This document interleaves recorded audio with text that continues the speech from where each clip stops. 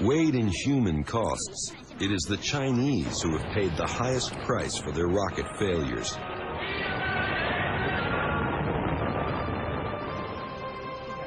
To compete for their share of the satellite business, the Chinese government developed the Long March, a 421,000-pound rocket standing 92 feet tall. The Chinese space program is entirely different than the U.S. program, the European program, even the Russian program. And much of their program was under very, very Spartan and tough circumstances. They were basically trying to build rockets at a time when they were also trying to feed their people under famine conditions. On January 26, 1995, this Long March 2 lifted off from its pad in rural China, with curious local villagers looking on in awe. Within seconds, it had strayed off course and exploded. 6 villagers perished when it crashed near the pad. But that was just a precursor to an even more tragic event 1 year later.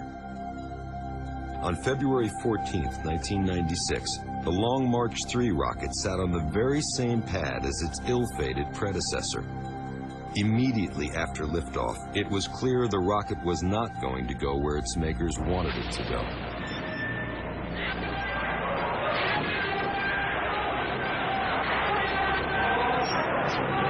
The rocket came crashing to Earth just seconds after launch.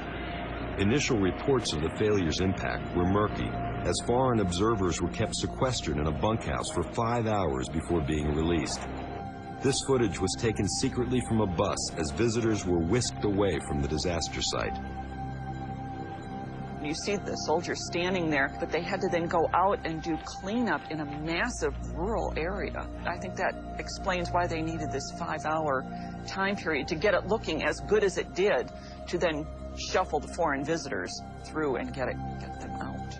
As the reports trickled out, the world soon became aware of an unprecedented human catastrophe.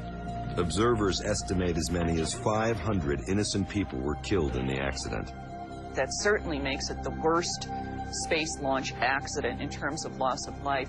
And even more than earlier Russian accidents, these were rural villagers. These were just people who happened to live in the area. The Chinese government blamed the rocket's failure on an unexpected gust of wind.